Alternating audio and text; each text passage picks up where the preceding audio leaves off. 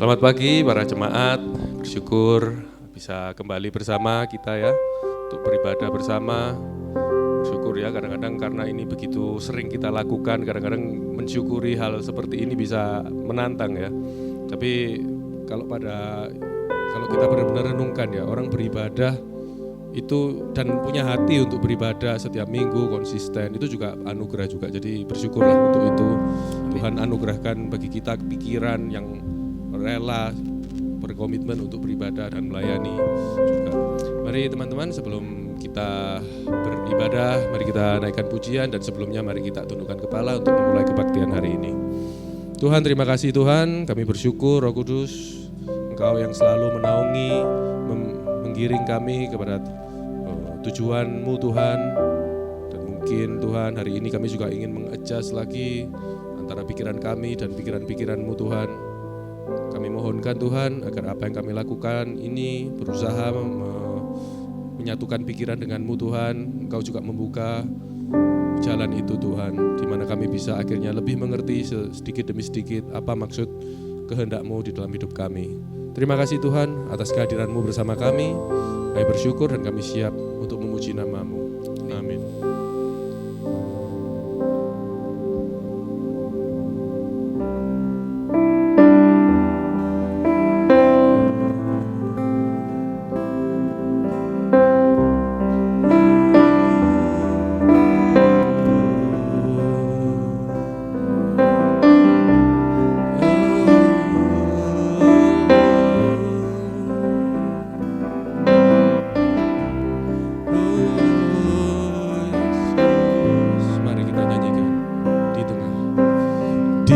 Tengah luasnya samudra,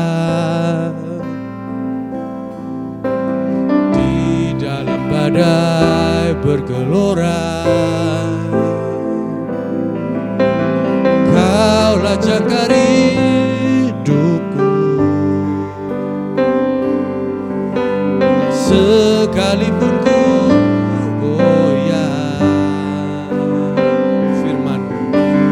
Firman-Mu terangi langkahku, sumber damai dalam hidupku. Ku aman di dalam-Mu, penyertaan-Mu sempurna. Sepasti mentari bersih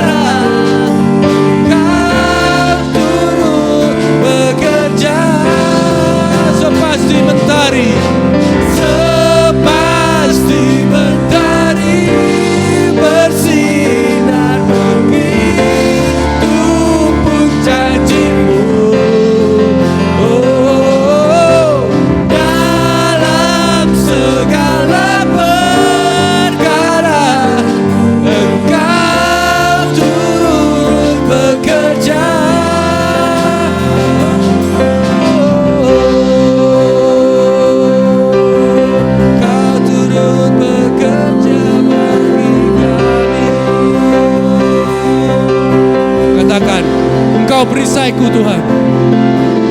Perisai pelindungku, batu karang yang teguh, benteng pengharapanku.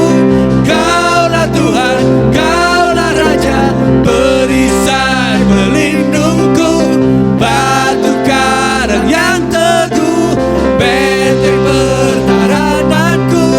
Kaulah Tuhan, Kaulah Raja, perisai pelindungku, batu karang yang teguh, benteng pengharapanku. Kaulah Tuhan, sekali lagi, perisai, perisai pelindungku, batu karang yang teguh, benteng pertahananku. Kaulah Tuhan, Kaulah Raja, sepasti mentari bersinar, begitu pun janjimu. Oh, dalam segala perkara Engkau turut bekerja. Sepasti Tuhan, sepasti mentari bersinar, begitu pun janjimu. Oh, dalam segala perkara Engkau turut bekerja. Dalam segala perkara Tuhan, dalam segala perkara Engkau turut bekerja. Dalam Tuhan, dalam segala perkara Engkau turut bekerja. Oh Tuhan kami Yesus, beri kemuliaan bagi Tuhan. Amin, haleluya Tuhan, haleluya, haleluya. Para jemaat, ada yang spesial nih hari ini. Kita cowok semua. Nah ini selama 10 tahun SI berdiri nggak pernah nih cowok. Nah, semoga ini juga menjadi sebuah hari spesial juga ya bagi kita bersama Tuhan ya. Nah ini grupnya namanya apa guys? Apa namanya ini? Ya nantilah jangan. Kita fokus puji Tuhan dulu ya. Mari kita puji namanya. Ku bersyukur. Come on. Oh, Yesus, kasih yang begitu besar, lebih kuat dari dosa. Kasih yang menemukanku, selamatkan dan pulihkanku. Naikkan syukurku, ku tak akan berhenti memuji, meninggikan namamu selalu, menari memuliakanmu, dibebaskan, dibangkitkan, hidup yang kami dan kini hanya untukmu.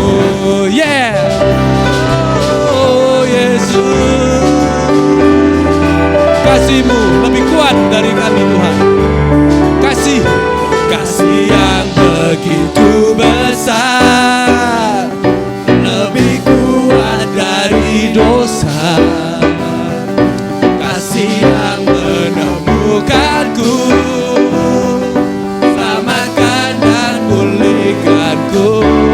Naikkan syukurku, sekali lagi naikkan syukurku, ku tak akan berhenti memuji, meninggikan namamu selalu, menari memuliakanmu, bebaskan, dibangkitkan, hidup yang kau dan kini hanya untukmu, takkan berhenti memuji, meninggikan namamu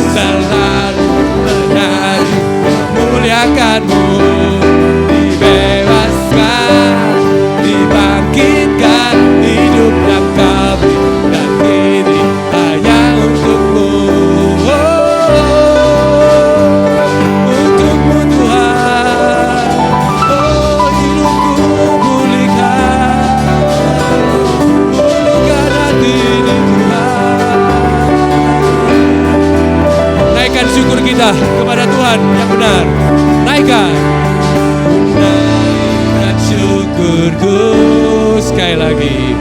Ku naikkan syukurku lagi, ku naikkan syukurku once again.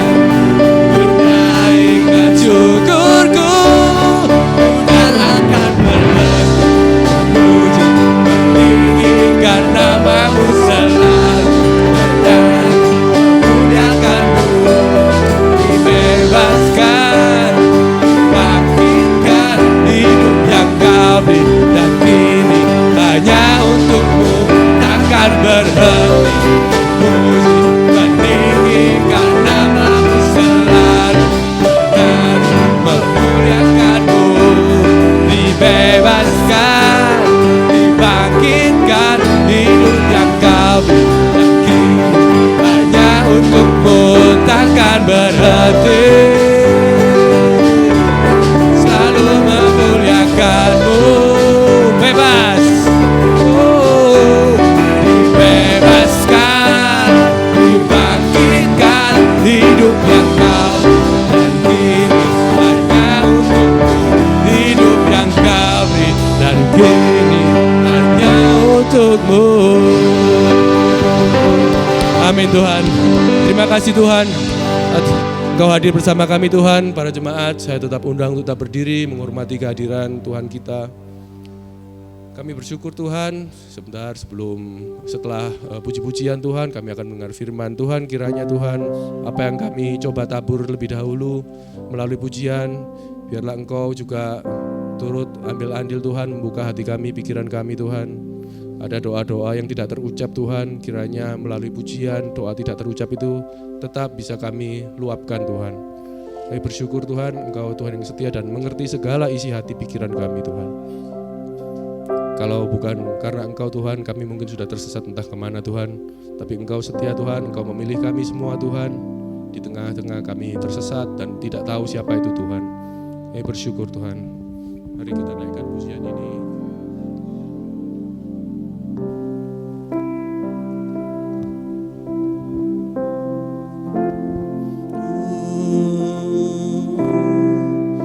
Kau mendengar kami Tuhan, nyanyikan.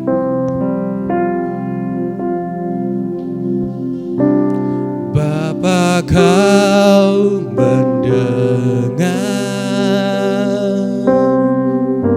seruan hatiku, tak pernah Kau lepaskan dari kasih-Mu. Lewat lembah gelap, Kau temani aku. Roh-Mu bekerja selalu untuk kebaikanku.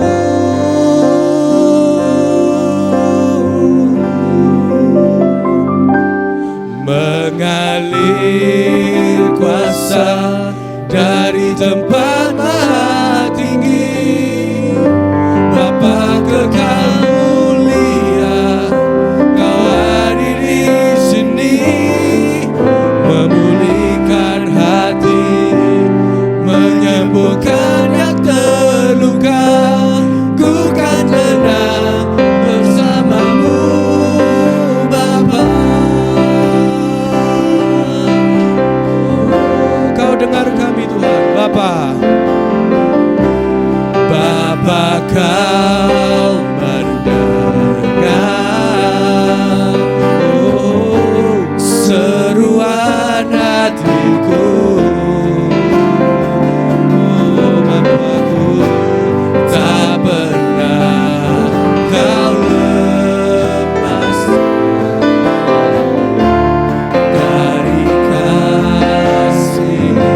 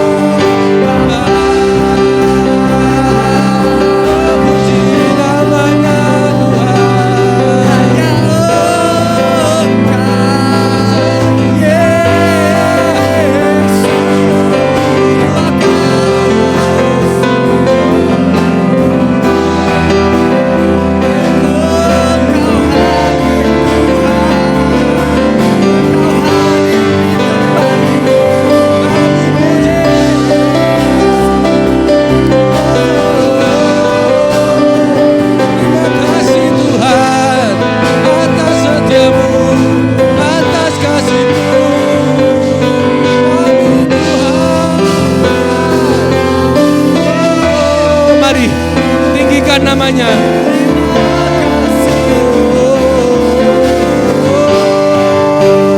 Ku tinggikan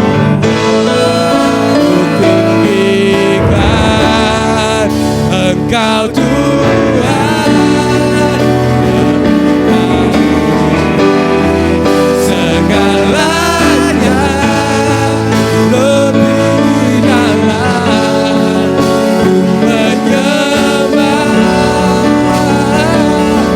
dalam orang kebenaran. Ku tinggikan Engkau Tuhan, melebihi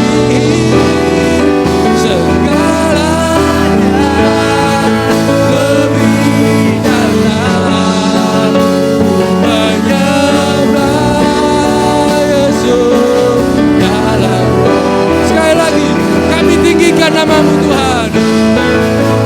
Tinggikan Engkau Tuhan, melebihi segalanya, lebih dalam, menyembah dalam roh dan kebenaran, selamanya dalam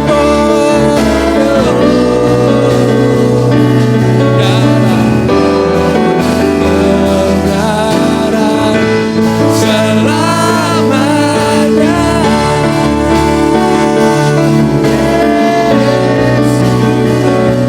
Dalam roh dan kebenaran, selamanya.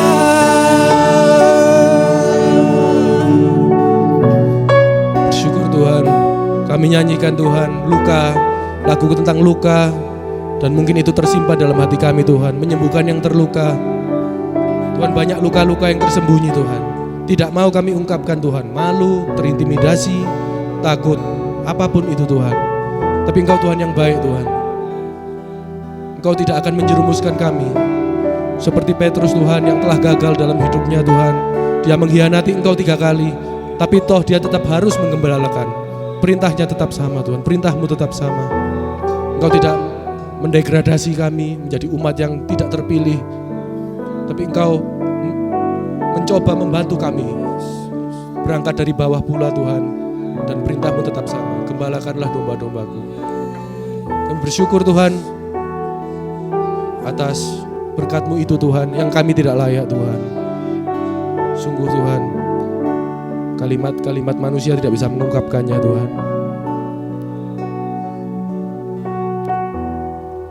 Mari nyanyikan, mengalir.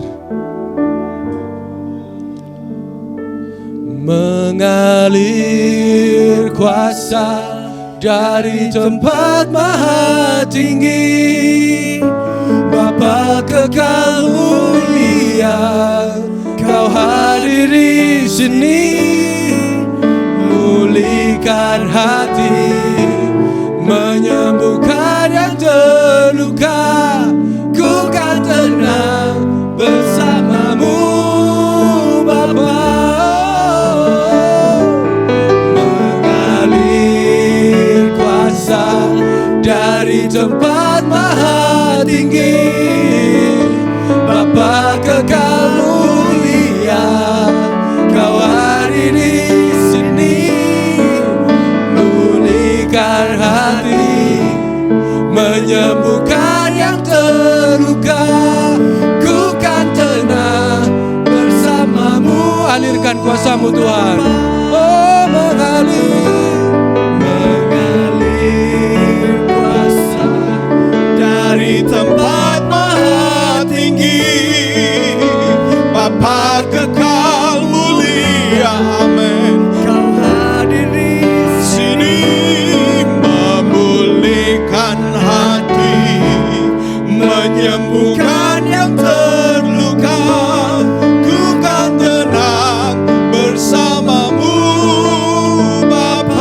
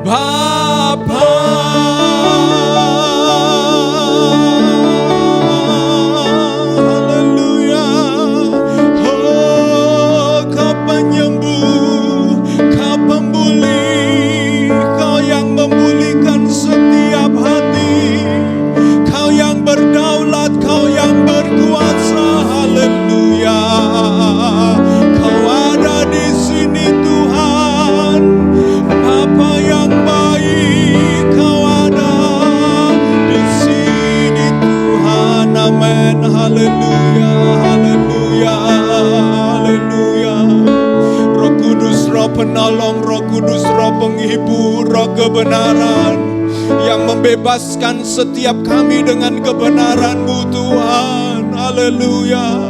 Oh, Kau bekerja, Kau menjamah setiap kami Tuhan. Oh, Kau mengasihi kami. Haleluya. Oh, nyatakan kasih-Mu Tuhan. Curahkan kasih-Mu atas setiap kami Tuhan. Oh, Roh Kudus. Haleluya. Haleluya. Haleluya. Haleluya. Haleluya. Haleluya. Amin. Haleluya. Setiap kami Tuhan, sesungguhnya kami manusia yang rapuh.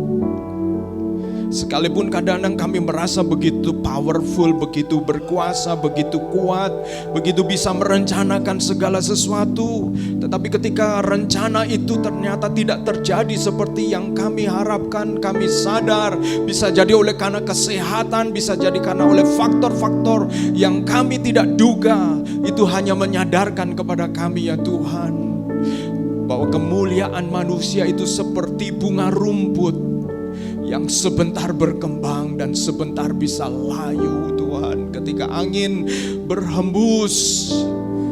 Itu sebabnya ya Tuhan, menyadari kefanaan kami, menyadari kesementaraan kami, akan selalu mengingatkan kepada kami betapa kami perlu Engkau Tuhan. Kami berdoa supaya Tuhan Engkau menolong setiap kami. Ketika kami merendahkan hati kami, menyadari betapa rapuhnya kami, betapa fragile, betapa mudahnya kami, hanya oleh karena sakit, hanya oleh karena virus kami terlentang, kami tergeletak. Kami perlu Engkau Tuhan.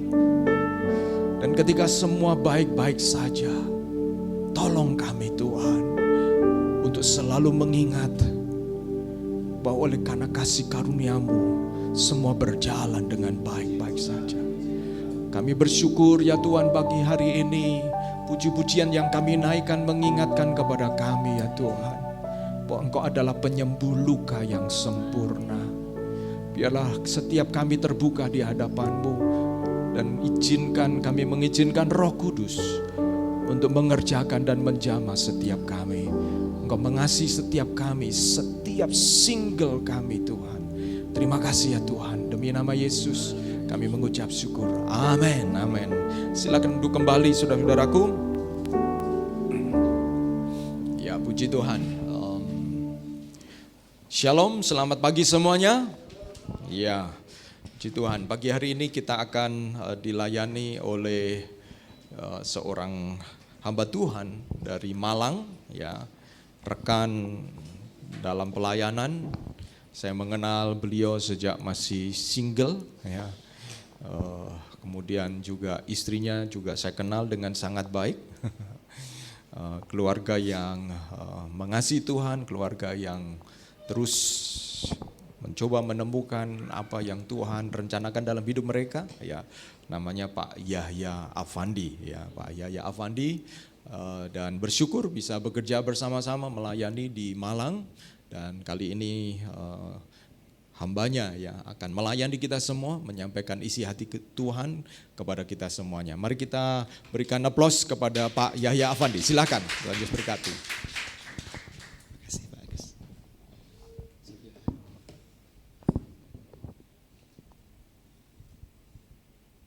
Puji Tuhan, Shalom Bapak Ibu Saudara-saudara. Ya, seperti yang baru saja disampaikan oleh Pak Agus, saya senang sekali berada di tengah-tengah Bapak Ibu. Sukacita saya demikian penuh karena Tuhan Allah mengizinkan kita berjumpa kembali setelah sekian waktu. Sekali lagi terima kasih kepada Bapak Pendeta Agustinus dan Ibu dan tim penggembalaan yang ada mengizinkan saya bersama-sama untuk membagikan berkat firman Tuhan di ibadah kita kali ini. Puji Tuhan, saya mendapat informasi bahwa gereja kita memiliki tema besar dari bulan April hingga Juni ini, Making Radical Disciples, itu sebuah tema yang menurut saya luar biasa, dan khusus pada bulan Juni ini lebih fokus pada higienitas pikiran, kalau saya tidak salah demikian, dan di dalamnya ada gagasan mengenai diet informasi. Itu saya tidak tahu ya, prosesnya seperti apa. Kalau diet konsumsi mungkin sebagian sudah melakukan, diet informasi, saya rasa ini ide yang sangat brilian ya. Dan karenanya sejak saya mendapatkan informasi itu, saya banyak merenung kira-kira apa yang menjadi kehendak Tuhan. Apa hubungannya diet informasi dengan menjadi murid Kristus yang radikal? Bagaimana hubungan kedua hal ini? 2 hari sebelumnya saya menyanggupi undangan beliau karena Pak Agus adalah pimpinan saya di STT Satya Bakti sebagai rektor, sebagai ketua, maka ketika menugaskan sesuatu ya wajib hukumnya untuk ditaati gitu ya.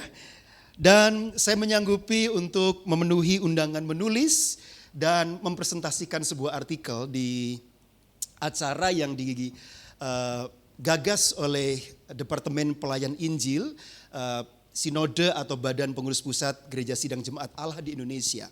Dan judul yang diusulkan dalam pertemuan itu menarik. Bagaimana respon institusi atau sekolah tinggi teologi dan gereja di tengah era disrupsi digital.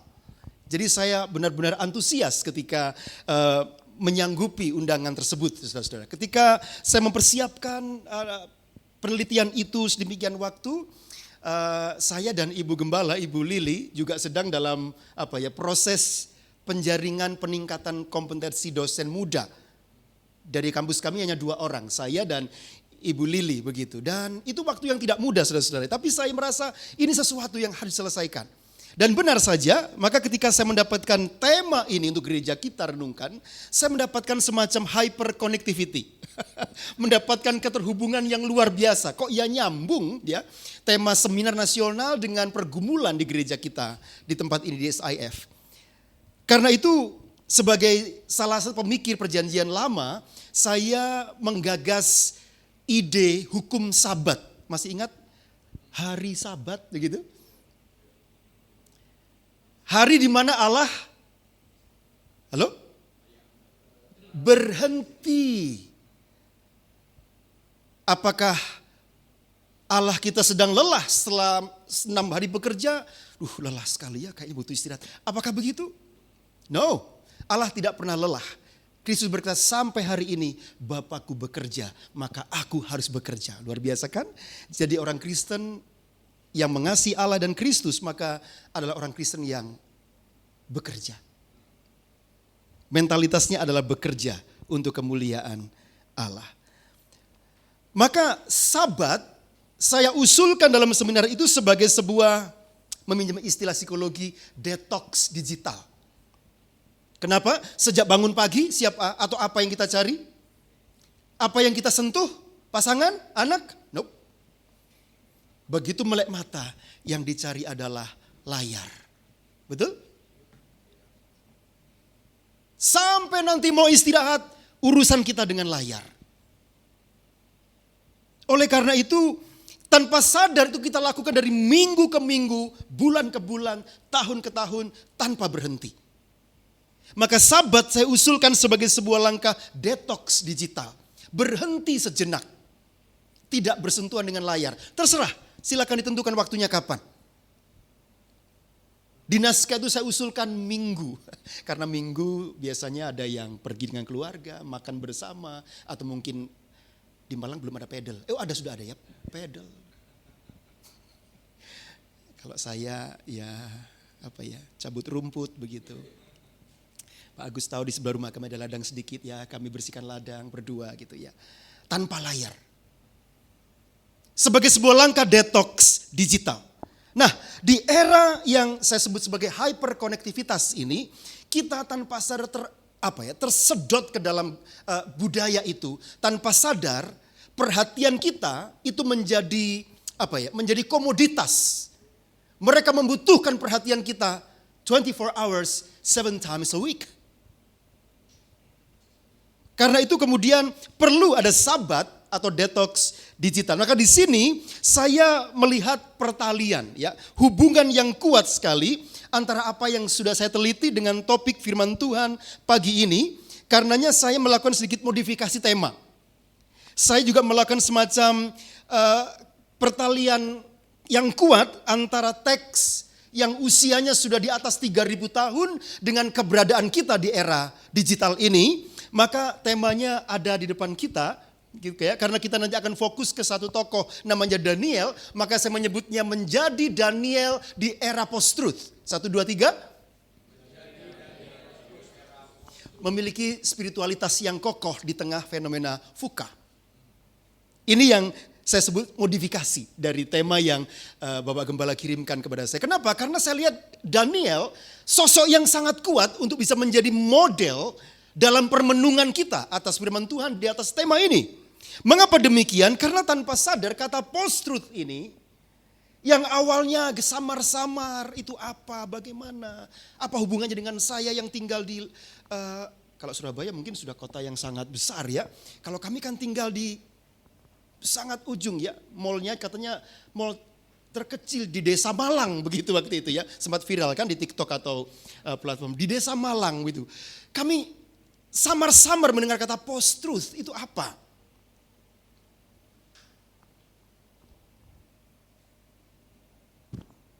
Ternyata gampangnya post-truth ini adalah era di mana kebohongan, kepalsuan itu dikemas dengan begitu rapi hingga nampak seperti kebenaran. Apalagi didengungkan, di-buzzing, di amplifier. Sering, besar, dan kuat berulang-ulang setiap hari. Sementara kebenaran sejati berusaha untuk ditenggelamkan sedemikian rupa. Orang di era digital ini sudah kadang tidak bisa membedakan ini informasi yang benar atau tidak benar. Berkali-kali saya diingatkan, Pak itu hoax gitu ya. Pak itu tidak benar Pak. Pak itu mohon di take down karena saling mengingatkan. Kenapa? Kita menjadi begitu kabur di era post-truth ini. Saudara-saudara. Apalagi kita berada di ambang disrupsi terbesar sebelumnya belum terjadi. Bahwa dalam sejarah peradaban kita diperkenalkan dengan AI. Saya kenal banyak AI ya. AI Grace, AI Donna. Tapi AI yang satu ini benar-benar masif pengaruhnya. Ya, kecerdasan artifisial, kecerdasan buatan. Sehingga di era AI ini kemudian kita tidak bisa bedakan wajahnya Presiden Prabowo, suaranya Yahya. Dan itu mimik muka dan bibirnya persis. Kita tidak tahu ini Pak Prabowo yang bicara atau siapa yang bicara karena AI demikian canggih. Promnya makin hebat, bahkan ada buku khusus isinya apa? Prom. Perintah agar AI melakukan sesuatu seperti yang kita mau. Dan itu precise Bapak Ibu Saudara-saudara. Karena itu kita menjadi kabur membedakan ini siapa sebenarnya. Atau apa yang ada di depan mata saya. Maka pagi ini saya mengajak kita untuk membuka satu bagian firman Tuhan. Di slide berikutnya dari kitab Nabi Daniel. Pasal yang pertama ayat 8 kita baca dengan bangkit berdiri boleh ya? Oke, baik sama-sama. 1, 3. Daniel berketetapan untuk tidak menajiskan dirinya dengan santapan raja dan dengan anggur yang biasa diminum raja. Dimintanyalah kepada pemimpin pegawai istana itu supaya ia tidak usah menajiskan dirinya. Puji Tuhan, silahkan duduk kembali Ibu dan Bapak sekalian. Ini adalah satu petikan dari kitab Nabi Daniel yang kalau kita baca seluruh buku atau kitabnya, kita akan terheran mengapa ada orang bernama Daniel yang dipakai Allah untuk menyampaikan pesannya kepada pendengarnya waktu itu dan kita baca di era kontemporer ini. Karena kan firman Allah maka kuasanya melintasi waktu saudara-saudara. Bayangkan teks yang usianya di atas 3.000 tahun. Dari sejak ditulis sampai kepada kita hari ini. Masih berdengung, masih bergema di ruang dengar kita. Dan Kalau kita baca dari seluruh pasal yang ada di kitab ini, menarik sekali. Kenapa? Karena hampir seperempat, kalau bukan separuh dari kitab Nabi Daniel ini, memang tulisannya menggunakan bahasa Ibrani, tapi bahasanya adalah Aramaik. Seperti kita menulis bahasa Indonesia pakai abjad Thailand misalnya gitu ya. Bahasanya Indonesia tapi abjadnya Thailand misalnya. Ini abjadnya Ibrani, bahasanya Aram. Itu hampir seperempat atau separuh kitab ini. Mengapa demikian? Karena memang Daniel berada di tengah disrupsi budaya yang kuat waktu itu. Bahasa Aram bahkan disebut sebagai lingua franca. Bahasa komunikasi.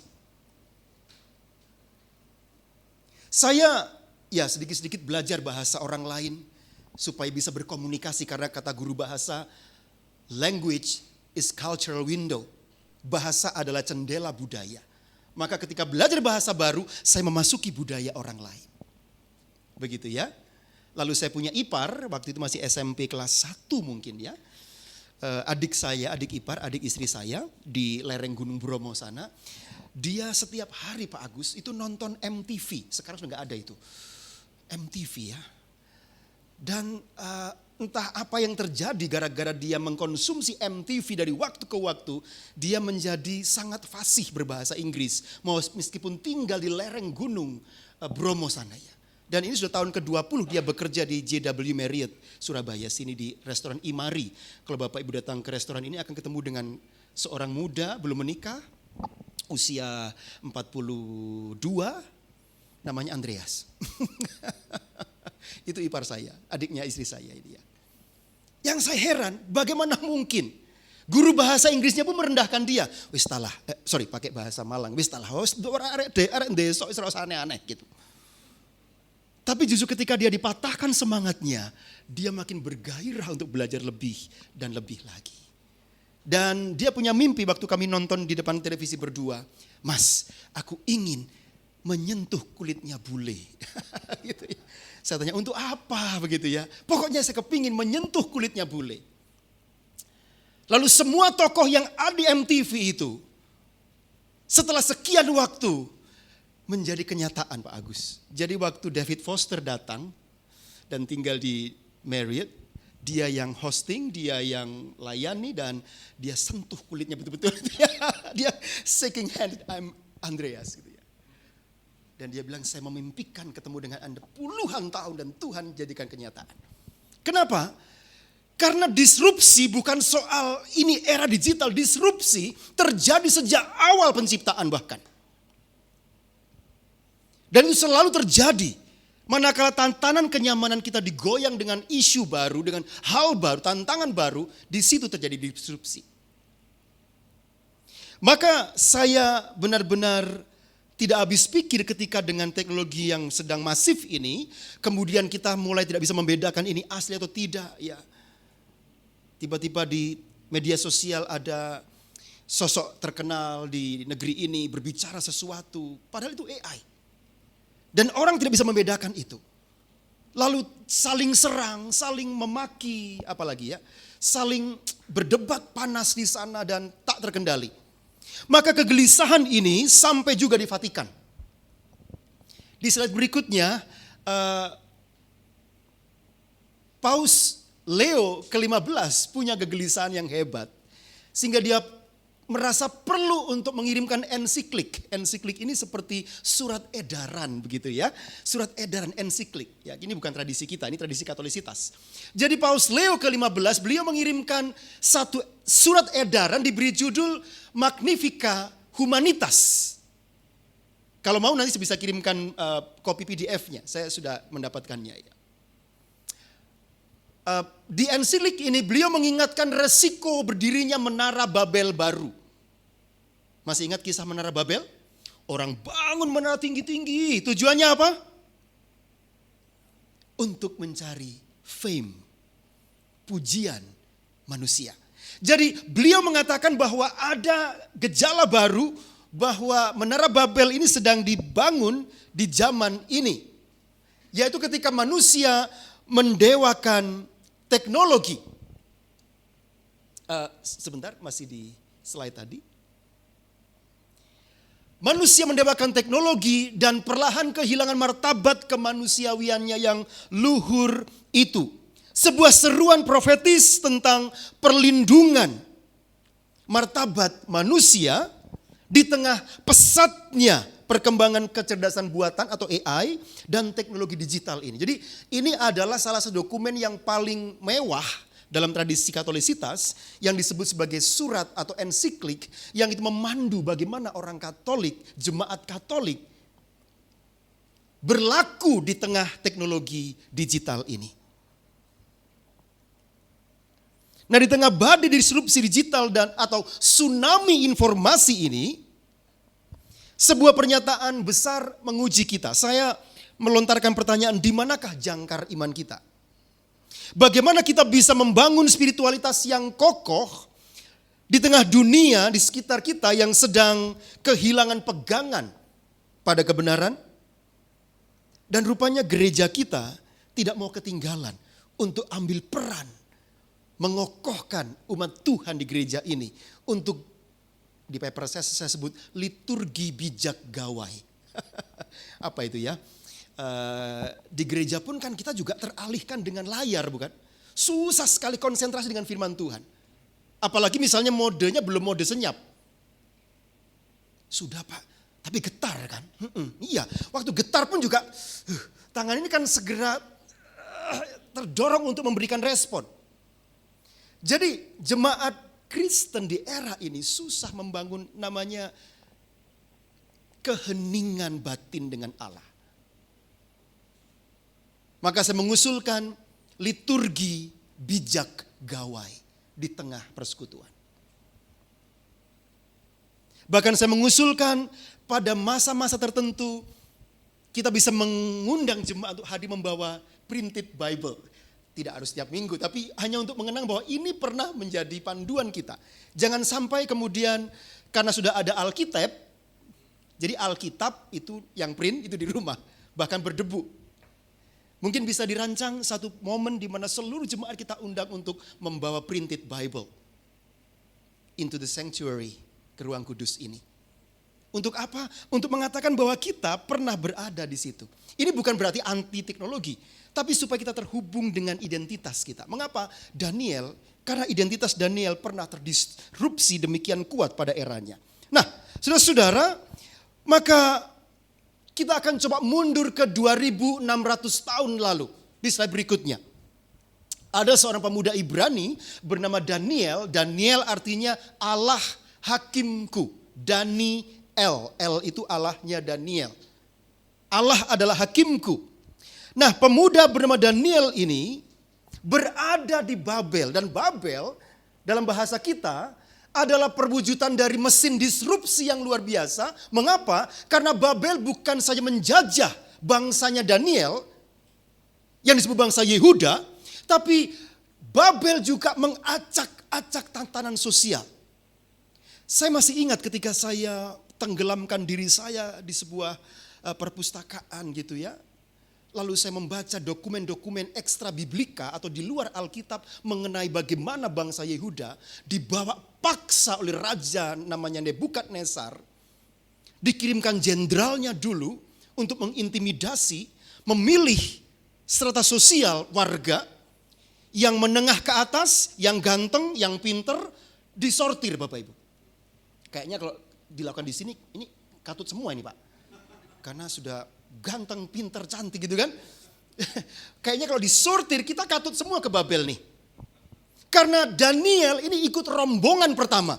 Orang-orang yang berperawakan baik, bertalenta, ya, ganteng, cantik, ekonomi menengah ke atas, dibawa dulu. Lalu yang menengah ke bawah ditinggal di Yehuda, diberikan satu raja boneka namanya Zedekia. Sehingga Nebukadnezar bilang begini, Zedekia, lu tinggal di Yehuda, tapi semua instruksi datang dari Babel. Sampai satu kali Zedekia melakukan semacam koalisi dengan beberapa kerajaan di sekelilingnya. Ada Edom, ada Moab ya. Mereka mencoba melakukan perlawanan melawan Babel. Kedengaran telinganya Nebukadnezar. Tanpa ampun utusan dari Babel datang ke Yehuda. Zedekia dicongkel matanya, maaf tidak sarkastik ya, dicongkel matanya, dibutakan, dan sebelum dibutakan keluarganya disembelih di depan mata dia. It was horrible. Dan saat itu terjadi, Daniel sudah ada di Babel. Dan di sana Nebukadnezar dengan seluruh punggawa kerajaan atau kekaisarannya mencoba untuk menjajah secara fisik, secara politik. Sebelum mereka tiba di Babel, mereka dikumpulkan di Syria. Ditarik terus ke Asyur, sampai di Asyur mereka diizinkan untuk bercocok tanam, kawin mawin. Itu tempat transit sebelum mereka meluncur ke bawah ke daerah Babel. Sekarang mungkin Irak, Iran. Sehingga tulisan Yeskiel dan Yeremia bergema di Asyur waktu itu. Masih ingat kesejahteraan kota ini, kesejahteraanku juga, begitu masih ingat kan teks itu? Itu ditulis di sana. Dan diduga mereka di sana sempat mengembangkan bisnis dan sebagainya.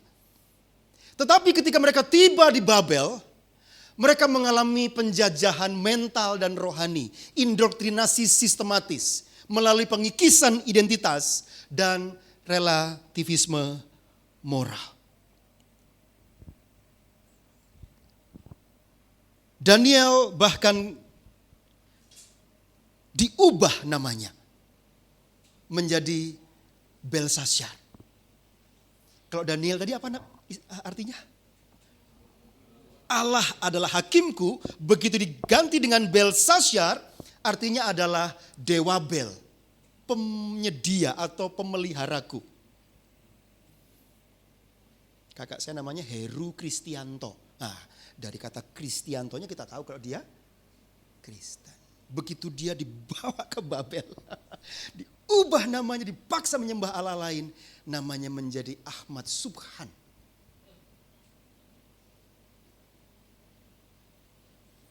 Semua keluarga menangis, meneteskan air mata. Kenapa? Nama itu sudah tidak lagi Kristianto.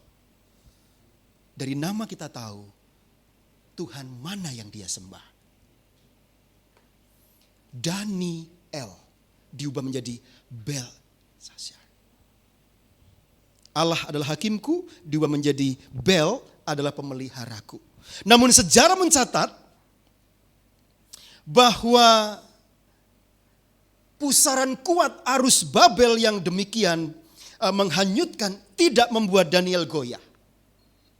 Ia tetap kokoh karena dia berada pada keputusan, ketetapan hati, disiplin rohani yang radikal, dan dia berada dalam kemauan untuk berkolaborasi dengan integritas tinggi. Kita tidak bisa mundur ke 5 tahun yang lalu. Mau tidak mau kita harus tinggal di dunia digital, betul ya? Kalau gereja menolak semua teknologi yang ada di sini, kayaknya wah, tidak bisa. Jangankan di Surabaya. Satu kali saya dan istri melayani satu desa di lereng Gunung Kawi. Ya. Panjang, jauh, lama naik gitu. Sampai di sana saya langsung segar Pak Agus karena lengkap LCD proyektor. Waduh gitu ya. Lalu semua peralatan digital sudah lengkap. Saya rasa ini di lereng gunung pun tidak luput dari digitalisasi. Oleh karena itu, mari kita berada di tengah suasana ini dengan kemauan berkolaborasi serta menjaga integritas tanpa kompromi. Nama Daniel membuat dia bangsawan muda di Babel beserta dengan beberapa temannya. Dan Raja Babel menghargai keberadaan Daniel dengan posisi politik yang mapan, termasuk teman-temannya. Ada beberapa teman yang lain yang bersama dengan dia, Hananya, Misael, dan Asaria. Mereka pun tidak luput dari nama-nama Babel. Diubah jadi Sadrak, Mesak, Abednego. Itu nama-nama Babel. Tetapi ketika mereka kemudian tidak kompromi, tetap bisa berjuang, berkolaborasi dengan budaya baru, maka dia mendapatkan posisi yang luar biasa. Apa yang saya maksud berkolaborasi? Kalau Anda baca dari pasal 1 ayat 3 sampai 5 kitab Daniel Bapak Ibu, maka Anda akan lihat bahwa orang-orang muda ini Orang-orang Ibrani ini dididik dengan literatur Babel. Bacaannya semuanya bacaan Babel. Diajar berbahasa Kasdim. Bahkan mereka belajar ilmu pengetahuan orang-orang Sumer. Konon semua teknologi kita, matematika yang berkembang ini dari Sumeria. Rancang bangun, ya, teknologi presisi, gedung sekian tinggi. Salah satunya sumbangan dari makrifat atau hikmat, kecerdasan orang-orang Sumer. Orang-orang Mesopotamia, termasuk Babilonia. Dan Daniel belajar itu. Ini bentuk bahwa dia tidak ketinggalan. Bentuk dia berkolaborasi, tidak apa-apa. Bahkan dia juga ditunjuk sebagai kepala orang berhikmat. Dengan jabatan Magus. Bukan Pak Agus, Magus. Dari kata magus kita punya kata magic, magician. Sayangnya sampai di Malang, Surabaya artinya sulap. Waduh, masa Daniel jadi kepala tukang sulap? Bukan ya. Tapi dia dianggap sebagai orang yang penuh hikmat. Diangkat kepala orang paling pintar di sana pada waktu itu. Oleh karena itu Babel yang secara sistematis melakukan tindakan-tindakan disrupsi ini, yang pertama adalah mengikis identitas. Nama mereka diubah agar pusat dari Allah Yahweh dialihkan ke Allah Dewa Babel. Indoktrinasi intelektual, mereka dipaksa mempelajari kosmologi dan teologi orang Babel. Salah satunya adalah astrologi. Dan itu dipakai oleh orang-orang bijak di Babel untuk meramalkan kehadiran Kristus. Dan kita menyebutnya orang-orang Majus, gitu kan? Dan itu dari mana orang Majus itu bisa menggunakan ilmu perbintangan di otak-atik, lalu mereka yakin ini raja besar lahir. Dan mereka cari dengan perjalanan yang jauh, konon 2-5 tahun perjalanan. Kita tidak tahu. Sehingga ketika mereka tiba di Yerusalem, dia ketemu dengan siapa? Raja Herodes. Nyun sewu. Kok nyun sewu? Permisi, saya dengar ada raja baru lahir di sini. Oh, Herodes juga kaget. Loh, rajanya kan saya. Siapa lagi raja yang baru? Ya sudah, kamu cari dulu. Kalau udah ketemu balik sini, beritahu saya di mana tempatnya. Saya akan datang menyembah dia, kata siapa? Herodes. Dan begitu rombongan Majus berjumpa dengan Kristus, Kristus bukan lagi bayi yang dipalungan, dikelilingi domba, tapi Kristus sudah disebut sebagai paidia, anak-anak. Sudah agak besar. Kenapa? Jauh perjalanannya Bapak Ibu. Begitu ya. Dan dari mana mereka tahu itu? Astrologi. Saya tidak bermaksud dari mimbar mengatakan baiklah setelah ini kita akan coba ilmu itu. Bukan itu. Tapi ilmu itu pernah dipakai juga untuk tujuan Allah. Yang ketiga adalah kompromi gaya hidup. Mereka disajikan makanan dan anggur minuman raja, tetapi mereka tidak mau menyentuhnya. Kehidupan Daniel bukan sekedar cerita heroik, bukan kisah yang hebat dan terisolasi Bapak Ibu. Kenapa? Karena Nabi Yehezkiel pernah menempatkan Daniel itu bersama-sama dengan Nuh dan Ayub. Dalam Yehezkiel 14 dan 20, Daniel sebagai teladan orang benar, orang saleh, dan orang yang berketetapan hati. Teguh di tengah disrupsi zamannya. Yang kedua, Yesus Kristus sendiri dalam Matius pasal yang ke-24 ayat 15 menyebut Daniel sebagai nabi. Cek ya supaya saya nggak salah kutip. Matius pasal yang ke-24 ayat 15. Yesus menyebut Daniel sebagai nabi. Kenapa? Rupanya sebutan nabi oleh Kristus dalam Matius pasal 24 ayat 15 ini mengonfirmasi keaslian pelayanan dan visi penglihatan yang diterima oleh Daniel. Dia menerima penglihatan apokaliptik dari pasal yang ke-7 dan ke belakang. Maka Kristus menyebutnya sebagai nabi. Mengapa kita perlu meneladani Daniel? Karena rupanya Daniel telah terbukti kokoh kerohaniannya di tengah disrupsi di zamannya. Mari kita lihat Daniel pasal 1 ayat 8. Ia berketetapan hati untuk tidak menajiskan diri. Di slide berikutnya ya. Selanjutnya.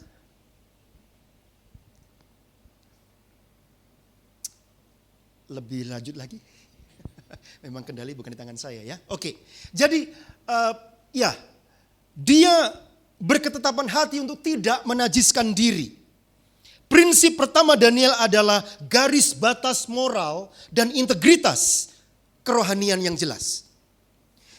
Oke, saya bisa belajar bahasa Kasdim, saya belajar ilmu Kasdim, saya belajar semua teknologi Kasdim, tapi saya tidak bersentuhan dengan makanan orang Kasdim. Kenapa? Karena orang Yahudi mirip dengan sahabat kita mayoritas. Ada makanan haram, ada makanan halal. Jadi makanan raja-raja itu dianggap tidak halal. Maka mereka tidak mau sentuh itu. Dan ini bentuk komitmen kerohanian yang jelas. Ia menerima pendidikan Babel, menggunakan nama Babel, tradisi Babel. Tetapi istilah Gaal tadi, itu bukan sengaja diet makanan. Tapi memang dia mengatakan saya tidak makan makanan ini.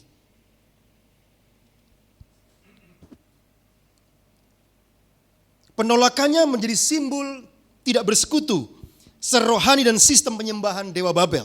Yang kedua, kompetensi yang berakar pada hikmat ilahi. Amsal mengatakan takut akan Tuhan adalah permulaan. Jadi kalau engkau mau punya pengetahuan lebih, takutlah akan Tuhan. Karena ini adalah standar kompetensi yang berakar pada hikmat ilahi. Daniel tidak bisa menghindar atau menolak belajar pembelajaran sekuler pada eranya. Ia tetap belajar dengan giat. Dia pelajari itu ilmu orang Kasdim. Bahkan kalau Anda baca, saking berakarnya pada hikmat ilahi, dia berhasil menerjemahkan mimpi Raja Nebukadnezar. Ketika orang sudah angkat tangan, kenapa? Bayangkan tidak ikut tidur, tidak ikut mimpi, tidak tahu cerita mimpinya apa, disuruh menceritakan isi mimpi itu plus artinya. Maka semua orang pintar di Babel mengatakan, Raja, permintaan baginda terlalu sulit. Mana ada orang di dunia ini? Kecuali kami ikut tidur bersama, tapi tidur bersama kan mimpinya dewe-dewe ya. Pernah tidur bersama mimpinya jadi satu mimpi begitu? Saya hampir 20 tahun menikah, tidur bersama, ya sendiri-sendiri mimpinya gitu ya. Saya mimpi sendiri, dia mimpi sendiri. Belum pernah kami mentang-mentang satu ranjang lalu, senangnya kita sekarang mimpi sama-sama. Belum pernah. Tidak ikut tidur, tidak ikut mimpi, diminta menceritakan mimpi plus artinya. Ada yang bisa? Semuanya give up, angkat tangan, tidak ada yang bisa. Daniel bisa. Why? Dia catat dalam Daniel 2 ayat 28. Ada yang mau baca? Daniel 2 ayat 28. Satu orang boleh bangkit berdiri dengan suara kenabian membaca ayat ini ya. Daniel 2 ayat 28. Mengapa Daniel bisa? Daniel 2 ayat 28. Tetapi di surga ada Allah yang menyingkapkan rahasia-rahasia. Dia telah memberitahukan kepada Tuanku Raja Nebukadnezar apa yang akan terjadi pada hari-hari yang akan datang. Mimpi dan penglihatan-penglihatan yang Tuanku lihat di tempat tidur ini ialah. Oke, baik.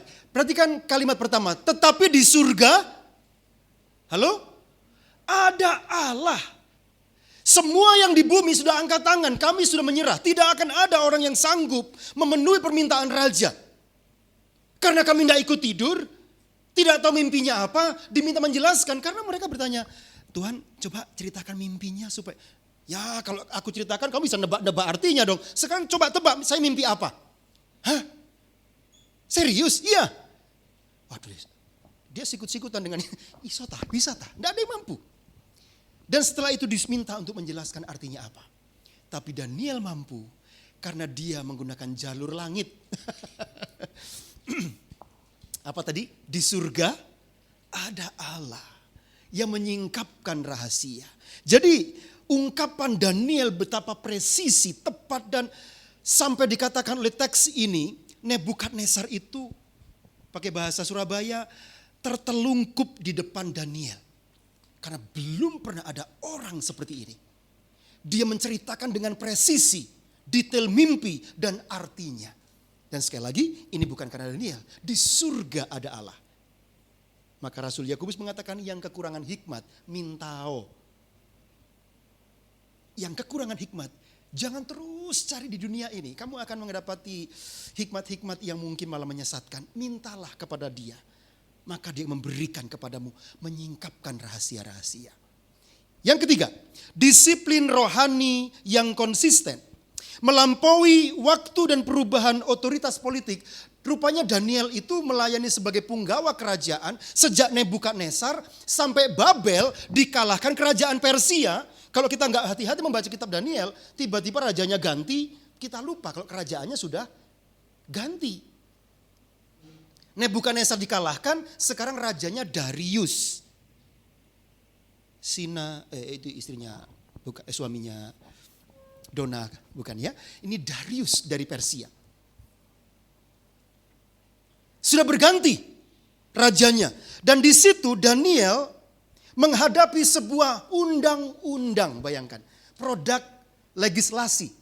Yang mau tidak mau, suka tidak suka, kalau Anda tidak taat, ada polisi yang akan, ini sudah waktunya berdoa ya. Jadi singkat cerita, Daniel tidak berdoa karena dia sedang krisis dan darurat. Tidak. Doa di lantai 3 dengan membuka tingkap mengarah Yerusalem, itu adalah gaya hidup yang membentuk kokoh spiritualitasnya. Itu dilakukan bukan karena dia terdesak. Tidak. Itu budaya yang sudah terjadi. Doa bukan cari Tuhan waktu kita dalam kepepet atau tidak. Berdoa adalah gaya hidup kita. Membuka tingkap, mengarahkan ke Yerusalem atau disebut dengan kiblat, itu adalah cara berfokus kepada Allah. Mengapa kita susah berfokus? Ya karena waktu ibadah layarnya menyala terus. Sudah. Lebih lanjut lagi. Saya lebih cepat lagi. Nah, berikutnya di slide yang selanjutnya saya katakan di sana bahwa Daniel menjadi model untuk kita berinteraksi dengan era post-truth. Menolak makanan raja di era digital adalah filter kognitif dan kerohanian.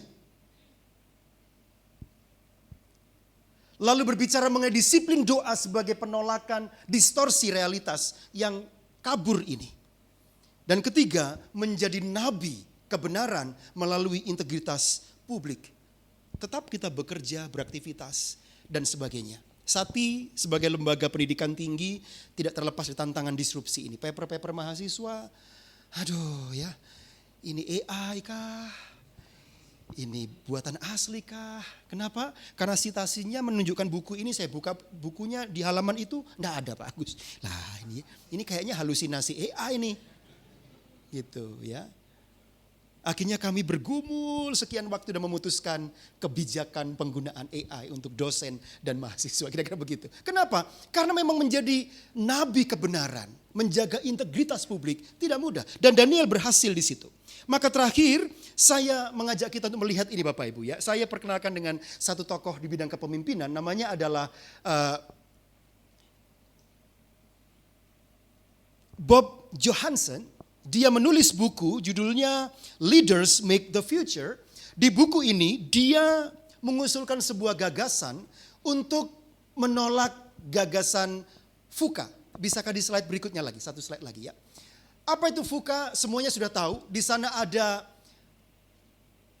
volatility, perubahan yang cepat sekali. Ada uncertainty, ketidakjelasan, ketidakpastian. Ada complexity, dan ada ambiguity. Ini adalah keadaan kita sekarang. Maka tantangan VUCA ini oleh Johansen dilawan dengan VUCA Prime. Ini cara dia menolong kita dan rupanya cocok dengan diskusi kita. Satu slide lagi. Bagaimana Johansen menjelaskan. Jangan lupa 4 tadi ya. Jadi kecepatan perubahan atau volatility dilawan dengan visi. Visi yang jelas, itu bisa mengendalikan kita dari ketergesa-gesaan. Lalu uncertainty, ketidakpastian, menurut Johansson, dilawan dengan understanding. Kita butuh ketajaman hikmat untuk melawan ketidakmenentuan ini. Lalu complexity, kalau dulu kan linear ya, kalau Anda lakukan ini akibatnya itu. Sekarang akibat ini bisa disebabkan berbagai macam hal, sangat kompleks di era ini. Maka dibutuhkan clarity, kejelasan prinsip dan integritas. Terakhir, melawan ambiguitas dibutuhkan agility atau kelincahan, saudara-saudara. Maka di tengah perubahan yang demikian cepat ini, kita menjadi orang Kristen yang lincah, yang mudah menyesuaikan tanpa kehilangan integritas kekristenan kita. Era ini, di mana post-truth menantang kekristenan untuk mendefinisikan ulang. Itu di slide terakhir saya ya. Mendefinisikan ulang cara beriman kita. Would you please next slide, this last slide. Di tengah badai post-truth ini, kita diminta untuk mendefinisikan ulang cara kita beriman. Hikmat Kristen dalam menyaring informasi, memegang teguh kebenaran Kristus, dan mempraktikkan kasih di ruang digital untuk memurnikan iman, mengubah tantangan zaman, menjadi peluang untuk menghasilkan spiritualitas yang tangguh, dewasa, dan berdampak bagi dunia. Fuka Prime milik Johansson menjadi cara kita refleksikan dengan prinsip Daniel tadi untuk menjadi demikian cakap dalam menavigasi hidup kita di era yang begitu cair ini. Saya mengundang tim musik untuk kembali ke posisinya. Kita akan merenungkan bagaimana Daniel menunjukkan kepada kita bahwa menjadi individu yang rohani, badai budaya yang membingungkan ini, kita tidak harus kehilangan identitas.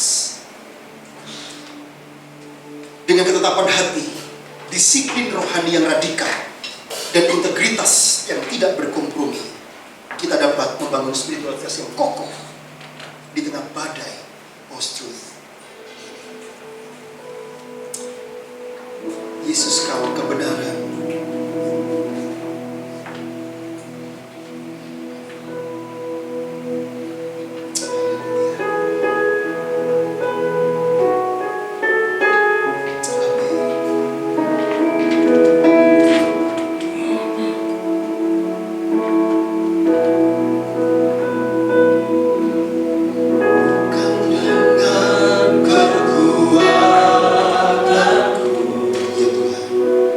Ku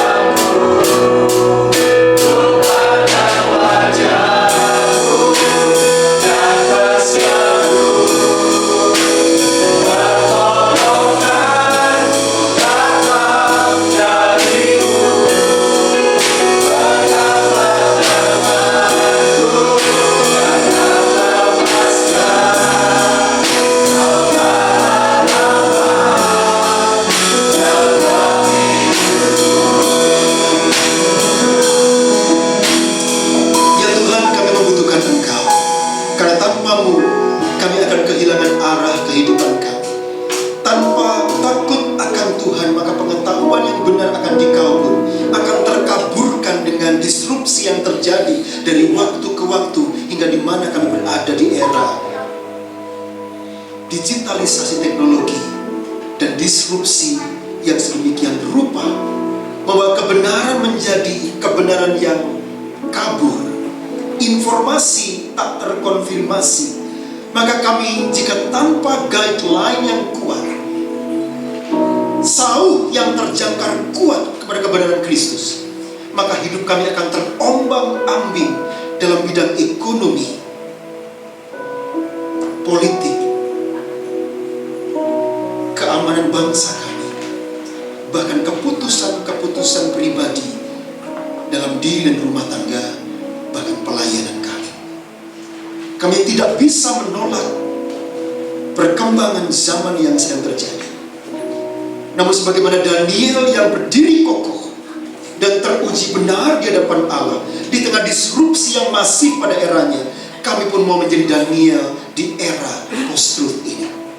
Orang-orang yang punya prinsip yang jelas, tidak tertinggal dengan perkembangan informasi dan teknologi, namun kami memiliki batas yang jelas, integritas yang kuat, dan tidak kompromistis demi sebuah tujuan sesaat. Kami tahu bagaimana kami harus hidup di tengah dunia yang serba tidak pasti ini, yang perubahannya begitu cepat, yang kompleks dan membingungkan ini.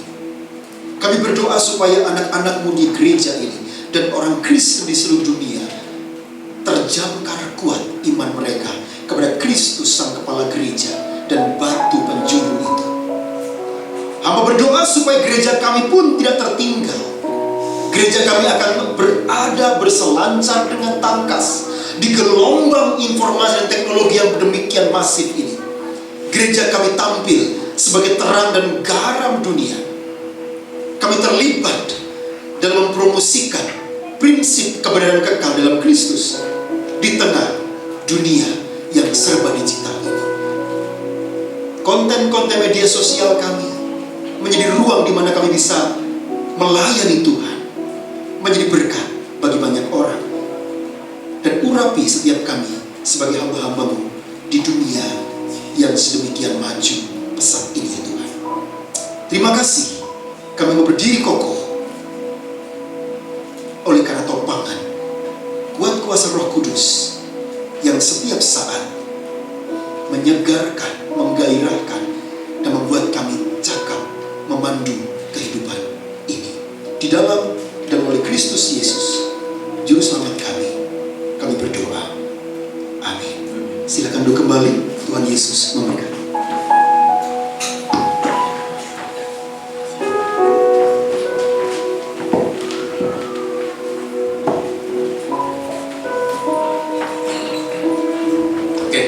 Shalom, puji Tuhan teman-teman semuanya.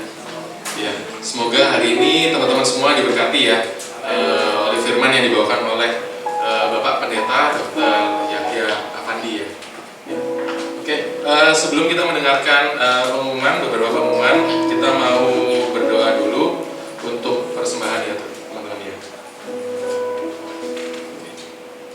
Tuhan, untuk firman yang kami dengarkan hari ini, Kau berkati untuk Bapak Pendeta Dr. Yahya Afandi bersama dengan keluarga. Untuk setiap pelayanannya, semoga bisa menjadi berkat untuk semua orang. Dan semakin orang-orang lebih mengenal Engkau lagi ya Tuhan. Kau berkati juga untuk gembala kami, yaitu Pak Agus dan Bu Lili, untuk setiap pelayanan juga. Dan semoga lebih banyak lagi jiwa-jiwa yang mengenal Engkau ya Tuhan. Ya Tuhan, kalau sebentar kami akan memberi yang terbaik ya Tuhan. Kiranya persembahan ini bisa menjadi berkat juga untuk banyak orang dan membantu dalam pekerjaan Tuhan. Dalam nama Tuhan Yesus kami berdoa dan mengucap syukur. Amin.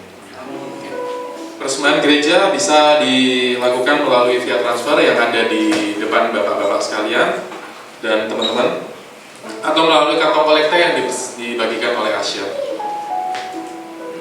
Dalam 1 Tawarik 16 ayat 29, berilah kepada Tuhan kemuliaan namanya, bawalah persembahan dan masuklah menghadap Dia, sujudlah menyembah kepada Tuhan, berhiaskan kekudusan. marilah kita memberikan segala yang terbaik dari kita untuk pekerjaan Tuhan melalui gereja SAF ini.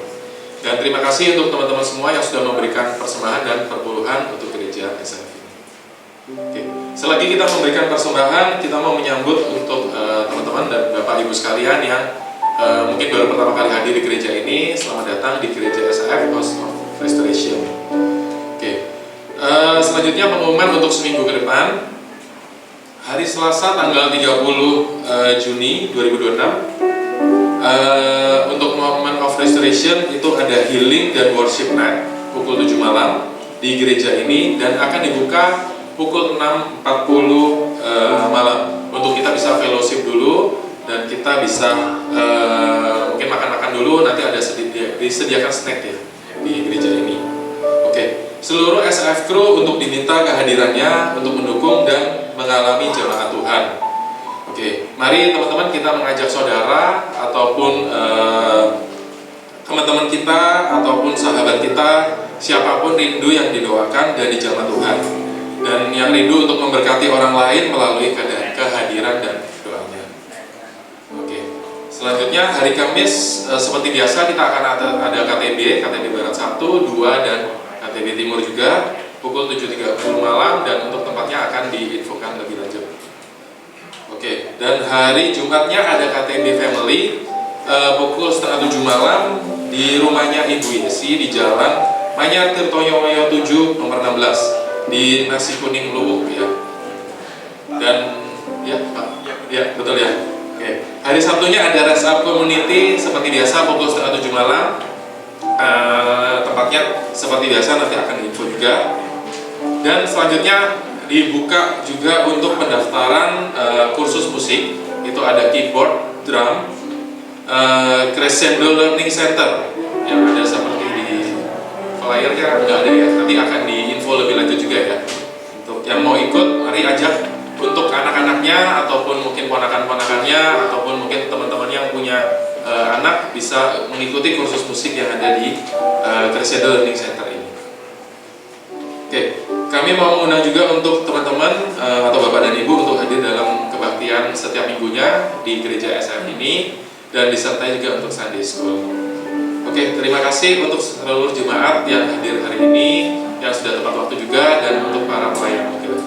Oke, selanjutnya sekian pengumuman hari ini, dan selanjutnya saya serahkan ke Pak Agus. Terima kasih. Ya, saudara-saudara, apa sih yang kenapa kita baru kali ini belajar post-truth ya? Post-truth tadi sudah disampaikan ya. Saudara, apa hubungannya? Saudara-saudara begini ya, saudara-saudara tadi disampaikan. Kalau saudara perhatikan, buka sosmed, Instagram, apalagi tweet atau thread, ya thread. Saudara-saudara, sekarang karena ada namanya atensinomik atau genomik, yaitu bahwa perhatian itu menjadi nilai ekonomi. Ya, perhatian itu menjadi nilai ekonomi. Makanya ketika scroll itu yang kita terus lihat, maka perhatian kita itu menjadi uang buat pengisi konten itu. Makanya saudara-saudara, bukan dokter pun memberikan nasihat tentang kesehatan. Ya, ibu-ibu bikin oseng-oseng dimasukin. Ya, jadi saudara itu semua dalam tanda kutip kebenaran itu atau informasi seolah-olah dituangkan di sana karena itu punya nilai ekonomi, ngerti ya? Nah, persoalannya saudara-saudara, mungkin buat kita yang ada pengalaman, bagaimana dengan anak-anak kita yang tidak ada pengalaman? Buat mereka itu semua informasi terasa benar, terlihat benar, karena begitu meyakinkan, saudara. Nah, di tengah-tengah situasi seperti ini, tidak heran kadang-kadang anak-anak kita bisa terhilang. Karena itulah informasi yang mereka terima dan mereka diyakinkan untuk itu. Apalagi Tuhan tidak terlihat, saudara-saudaraku. Jadi Tuhan itu sekarang saingannya luar biasa. Tuhan tidak punya akun Instagram. Tuhan tidak punya trend, sehingga Tuhan bisa posting untuk menarik perhatian kita manusia. Tapi Tuhan punya saudara dan saya. Amin. Tuhan punya Daniel. Bayangkan nih, Daniel tinggal di negeri asing yang begitu di brainwash, dicuci otaknya. Daniel kemungkinan kecil menang, saudara, karena dia tinggal bukan di kampungnya, di mana babi itu makanan-makanan haram itu jelas tidak ada. Tapi ini justru sebaliknya, makanan yang haram 99% tiap hari dijumpai. Jadi rasanya iman Daniel, Sadrak, Mesak, Abednego dipastikan kalah. Kemungkinan juga kalau saudara melihat, ya apa sih? Anakku apakah bisa menang? Apakah aku bisa memenangkan anakku? Apakah aku bisa memenangkan perjuangan melawan kebenaran seperti ini, saudara? Tapi dari Daniel kita diingatkan, seperti yang Tuhan sampaikan melalui hambanya, bahwa Allah di surga mengetahui segala rahasia. Ketika manusia tidak menemukan jawaban, Allah siap memberikan jawaban melalui Daniel. Itu maksudnya, melalui saudara dan saya, di mana kebenaran yang memerdekakan itu dikumandangkan, disampaikan. Itu sebabnya tugas berikutnya, saudara-saudara, sosmed kita harusnya berisi kebenaran yang memerdekakan. Amin. Jangan ikut-ikut. Jangan ikut-ikut yang hoax. Itu muncul nggak diperiksa, disebarkan di WA. Padahal itu AI. Kadang-kadang ada pendeta-pendeta yang saya ingin toki gitu ya. Kenapa? Dia munculkan tentang AI yang AI sudah bentuk lagu lagi ya. Yesus ini, waduh, ini penyanyinya seperti Yesus. Padahal itu AI, saudara. Dan dia seperti mengagumi, ini loh penyanyinya seperti Yesus ini. Sungguh-sungguh saya merasa hadirat Tuhan. Oke. Tapi saudara, itu disebarkan kemana-mana. Dan saudara, dia seolah-olah melihat bahwa itu penyanyinya real, nyata. Pesannya iya. Tapi saudara, ini bayangkan ya saudara, kalau kita tidak bisa menjadi nabi-nabi yang benar, maka yang kemudian kita sebarkan adalah kebohongan demi kebohongan. Ya, jadi kiranya Tuhan tolong ya, saudara, di tengah-tengah kehidupan yang seperti sekarang ini, saudara dan saya biarlah menjadi alat-alat kebenaran. Apalagi kalau kita sudah punya anak yang informasi digital, mereka nggak kenal Alkitab fisik, mereka kenalnya adalah layar. Berarti perjuangan kita makin luar biasa ya, luar biasa. Kiranya Tuhan tolong kita untuk berkemenangan. Karena itu sebabnya hari Selasa, ini ujungnya, ada healing and worship night, dimana kita mau fokus ya, mau kita menghampiri Tuhan. Dan menarik, karena healing worship night saya katakan desainnya itu kita nggak urut pimpin pujian 1, 2, 3. Gimana? Saudara kalau ngobrol dengan orang yang saudara sukai, apakah saudara susun obrolan itu pertama pendahuluan tanya alamat, gimana kabarnya, yang kedua isi. Saudara mengalir bukan? Artinya waktu hari Selasa memang saya minta ada puji-pujian, tetapi saya mengizinkan pemimpin pujian untuk membawa kita berdialog dengan Tuhan, menyembah Tuhan secara bebas. Jadi saudara, ini bukan ide-ide di tengah sawah begitu, enggak. Ini ada dasarnya, saudara. Karena kita mau mengembangkan hubungan dengan Tuhan yang bukan disistemize, tapi mengembangkan hubungan Tuhan yang didorong oleh kerinduan kita. Amin, saudara. Amin. Mari kita bangkit berdiri, saudara. Gereja Tuhan harus menjadi penterjemah dari situasi dan keadaan yang sedang berlangsung. Karena di gereja Tuhan harus tersedia makanan, kata firman Tuhan. Di rumahku ada makanan.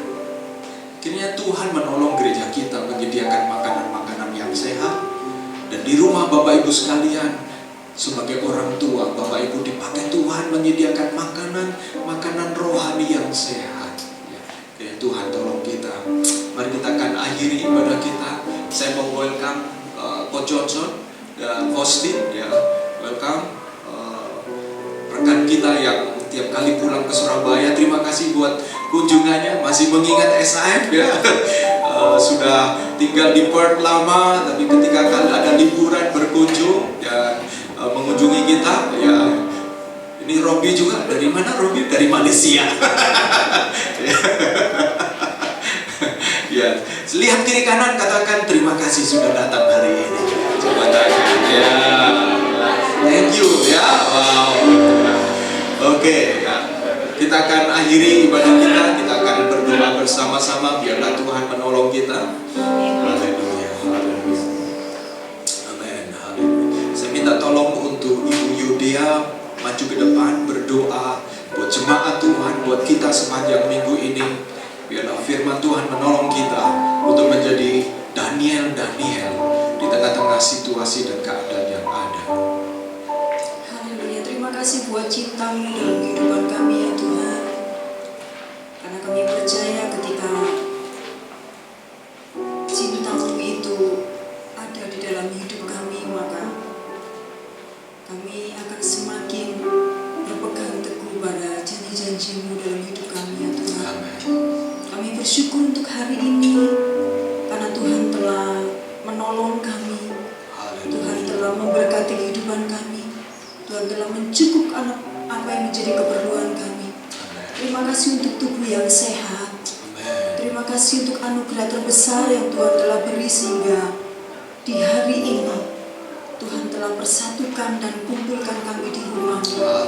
Itu semua oleh karena berkat-Mu yang begitu ajaib dalam kehidupan kami.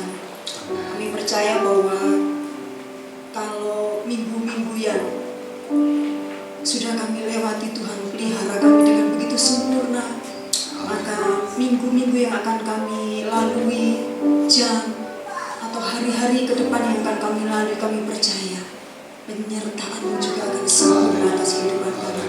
Karena kami percaya ya Tuhan, kasih-Mu dan anugerah-Mu itu cukup bagi kami. Kiranya damai sejahtera Allah yang melampaui segala akal itu akan memelihara hati dan pikiran kami, supaya kami tetap fokus dalam sepanjang minggu ini. Karena kami percaya Tuhan akan memberkati pekerjaan kami, Tuhan memberkati pelayanan kami, Tuhan memberkati rumah tangga kami, Tuhan memberkati studi kami, dan Tuhan memberkati apa yang telah kami kerjakan melalui tangan kami dibuat berhasil oleh Tuhan. Karena kami percaya hidup kami milik Tuhan, dan kami mau menjadi berkat seperti apa yang sudah dikerjakan oleh Daniel. Kami mau menjadi teladan, kami mau menjadi orang-orang yang bisa dipercaya di tengah-tengah dunia yang tidak bisa dipercaya ini ya Tuhan. Kami percaya Tuhan akan terus menolong kami supaya iman kami semakin teguh di dalam Tuhan, kerohanian kami semakin teguh di dalam Tuhan, dan jam doa kami semakin intens di hadapan Tuhan. Karena melalui doa-doa yang kami naikkan, ada mujizat di sana, ada perubahan hidup di sana. Terima kasih ya Tuhan, demi nama Yesus Allah yang hidup, hamba berdoa dan mengucap syukur. Haleluya. Saudaraku yang kekasih, angkatlah tanganmu dan terimalah berkat Tuhan. Tuhan menyinari engkau dengan wajahnya memberikan engkau damai sejahtera, dan Ia menghadapkan wajahnya kepadamu dan memberikan engkau kekuatan yang baru. Diberkatilah rumah tanggamu, diberkatilah keluargamu, diberkatilah anak-anakmu, diberkatilah studimu, dan belajar berjalan di dalam takut akan Tuhan, sehingga Tuhan memberikan kepadamu hikmat untuk menyelesaikan persoalan, menemukan solusi-solusi yang baru, dan lebih daripada itu engkau diberikan kekuatan untuk terus menjadi berkat. Ketika engkau lelah, biarlah kelelahanmu engkau taruh di dalam kaki, di bawah kaki Tuhan, sebab di sanalah akan mengalir kekuatan yang baru. Terimalah seluruh damai sejahtera Allah Bapa, kasih sayang dari Tuhan Yesus Kristus, dan penghiburan oleh karena Roh Kudus, dan menolong engkau untuk melakukan kehendak Tuhan, tetap setia sampai Maranatha. Yesus menjemput kita kali yang kedua. Yang percaya